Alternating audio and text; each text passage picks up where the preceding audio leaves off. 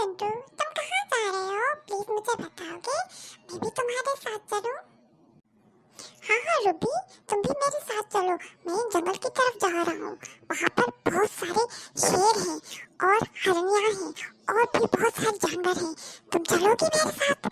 तो चलो देखते हैं। नहीं नहीं चिंटू, मुझे ना बहुत डर लगता है जानवरों से, और खास करके ना मुझे शेरों से बड़ा डर लगता है। सुना है वो जानवर इंसान को भी खा जाते हैं। नहीं नहीं रूबी, डरने की कोई बात नहीं। डर हमारे अंदर होता है, किसी जानवर में नहीं। अगर तुम डरोगी तो तुम्हें जानवर से भी और इंसानों से भी डर लगेगा, इसीलिए नहीं डरना चाहिए किसी से भी।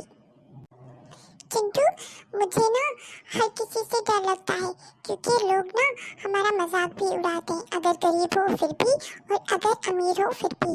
किसी न किसी चीज में ना लोग हमारा मजाक उड़ाते हैं और जानवर हमें खा जाते हैं, इसलिए मुझे डर लगता है। रूबी, मैं तुम्हें एक बकरी की कहानी सुनाऊंगा। तुम्हें ना बिल्कुल डर नहीं लगेगा।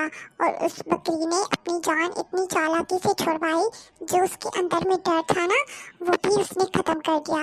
जब आप अपने अंदर के डर से लड़ते हो ना, तो दुनिया में आपको किसी भी चीज से डर नहीं लगता और ना ही किसी की परवाह होती है। तुम भी मत डरा करो। घर चलेंगे तो मैं तुम्हें बकरी की कहानी सुनाऊंगा, ठीक है? ठीक है चिट्टू, तुम मुझे ना वो कहानी सुनाना। फिर मैं ना किसी से भी नहीं डरूंगी, ना ही शेर से और ना ही किसी और चीज से, ना ही लोगों से कि वो हमारे बारे में क्या सोचते हैं, ठीक है?